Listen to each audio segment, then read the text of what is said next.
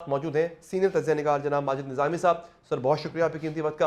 निज़ामी साहब, ये एक ऐसा मामला है जो कि बिल्कुल इलेक्शन के करीब आके उठा है। नून लीग क्या और इनकी आला क़यादत क्या पहले से तैयार नहीं थी, या ये बदनिज़ामी है, या फिर नून लीग के अंदर ऊपर के लेवल पर भी गिरोह बने हुए नजर आ रहे हैं हमें? जी बहुत शुक्रिया। मैं समझता हूं कि मुस्लिम लीग नून के हवाले से जब पंजाब में खुसूसन ये लहर चलती है कि मुस्लिम लीग नून इक्तदार में आ रही है या इनकी यहाँ पर हवा बन रही है, जी। तो उसके बाद फिर पार्टी के अंदर ऐसी कई चीजें हैं जो सामने आती हैं जिनके ऊपर फिर बात की जानी चाहिए।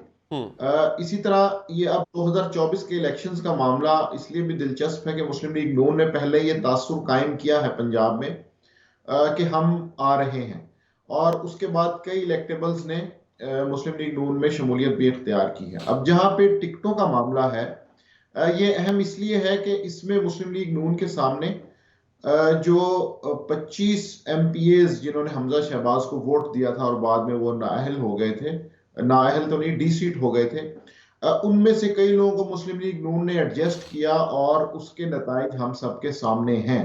वो इलेक्शन मुस्लिम लीग नून हार गई।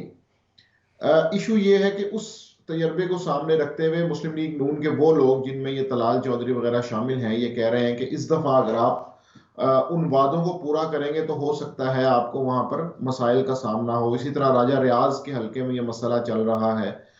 फिर इसके अलावा ये जो लाहौर के और नारोवाल के और गुजरांवाला के मसाइल हैं, ये थोड़े से मुख्तलिफ, ये पार्टी के इंटरनल रहनुमाओं के दरमियान है।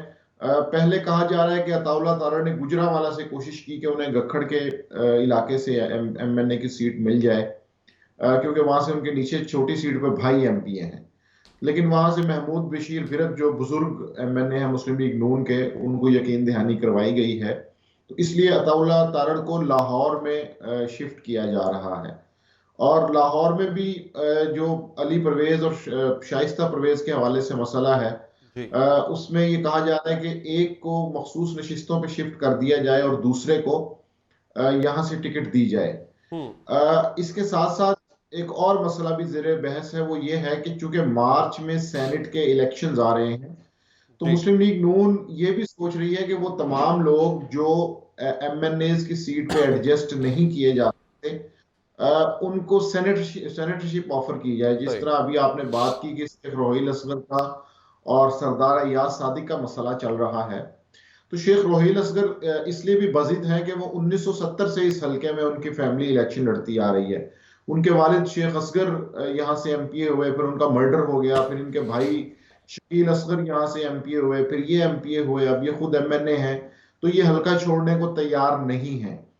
तो अब ऐसे लग रहा है कि शायद अय्याज सादिक को सेनेटरशिप ऑफर की जाएगी, लेकिन ये सारी चीजें 13 जनवरी तक क्लियर होंगी, और मुस्लिम लीग नून मेरा ख्याल है बिल्कुल आखिरी दिनों में टिकट्स का ऐलान करेगी, ताकि जिसने नाराज होना है उसके पास कहीं और जाने का मार्जिन ना बचे। ठीक है, लेकिन आपको लगता है कि सर ये किसी तरह से मुस्लिम लीग नून के लिए मुश्किल खड़ी नहीं करेगी? बिकॉज जब होता है ऐसा ऐसा मामला हो, भले ही वो नाराज हो जाए, कहीं और ना जाए, लेकिन वोट तोड़ने में कामयाब हो जाता है, ऐसा कुछ हो पाएगा सर? मैं समझता हूं कि ये डिस्टरबेंस जरूर होगी, लेकिन इससे हम ये कहें कि मुस्लिम लीग नून के ओवरऑल नताइज पर कोई फर्क पड़ेगा, मुझे ऐसा नहीं लगता। सीट टू सीट मामला जरूर खराब होते हैं। जिस तरह अगर लाहौर का हल्का है, उसमें शेख रोहिल असगर आजाद आ जाते हैं, तो वो हल्का खराब कर सकते हैं। इसी तरह नारोवाल के अंदर तो पर्सनैलिटी क्लैश के ऊपर मामला चल रहा है। हाँ जी। अगर एक दूसरे की कॉन्स्टिट्यूंसी में चला गया तो दूसरे ने पहले शख्स की कॉन्स्टिट्यूंसी के अंदर कदम जमा दिए, तो वो लोकल चौधराहट का भी मामला है वहां पर। तो ये इंडिविजुअल सीट्स जो हैं उनकी बुनियाद पे मसला हो सकता है, लेकिन मैं ये नहीं समझता कि इससे कोई ओवरऑल मजमूई तौर पे मुस्लिम लीग नून के रिजल्ट्स पे कोई फर्क पड़ेगा। ठीक है। अच्छा सर, आप किस तरह देख रहे हैं कि मुस्लिम लीग नून के लिए इस इलेक्शन के अंदर उनका जो अपना एक बिल्कुल मैं उसको कह रहा हूं कि टॉप लेवल पे जो मामलात हमें देखने को मिलते थे पहले, एक गुड कॉप है एक बैड कॉप है, या हम देखते थे कि दो भाइयों की जो एक्सटेंडेड फैमिली है उसमें कहीं ना कहीं रिफ्ट पाई जाती थी, उसके बारे में आपके पास क्या खबरें हैं सर? क्या वो रिफ्ट खत्म हो गई है, अलाइन है दोनों भाई, उनके बच्चे आगे से एक पेज पर हैं?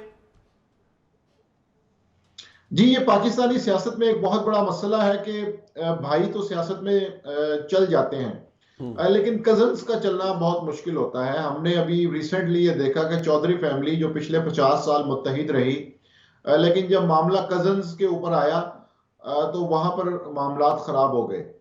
तो अभी मरियम नवाज और हमजा शहबाज शरीफ के हवाले से डेफिनेटली इस तरह की इतलात हैं कि हमजा शहबाज शरीफ ने चूंकि 10 से 15 साल लाहौर को रूल किया है, पंजाब के अंदर वो तरक्याती फंड्स देते रहे हैं, तो इस दफा मरियम नवाज शरीफ का जो ग्रुप है उसकी ज्यादा पजीराई हुई है। अच्छा। खसूसन मखसूस नशिस्तों की जो मामलात हैं उनके अंदर हमजा शहबाज की राय को इतनी अहमियत नहीं दी गई, जिसका उन्होंने पार्टी के फोरम्स के ऊपर इजहार भी किया है।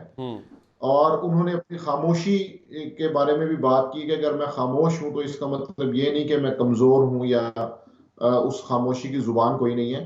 सो इसलिए अभी बिल्कुल ऐसे लग रहा है कि हमजा शहबाज से वो सारी की सारी जो ताकत है वो छीन चुकी है, और वो सारा का सारा पलड़ा मरियम नवाज की तरफ मुंतकिल हो चुका है।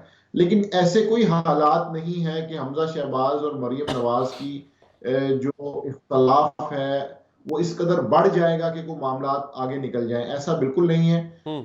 ये शरीफ खानदान एक पेज पे है, वो सारी चीजें घर में बैठ के मामलात अपने सेट कर लेते हैं, लेकिन इसके साथ साथ ये भी हकीकत है कि चीजें हमजा शहबाज ग्रुप के हाथ से निकल के मरियम नवाज ग्रुप की तरफ जा रही हैं। ठीक है, बहुत बहुत शुक्रिया आपका इंतजामी साहब, आपने प्रोग्राम के लिए वक्त निकाला।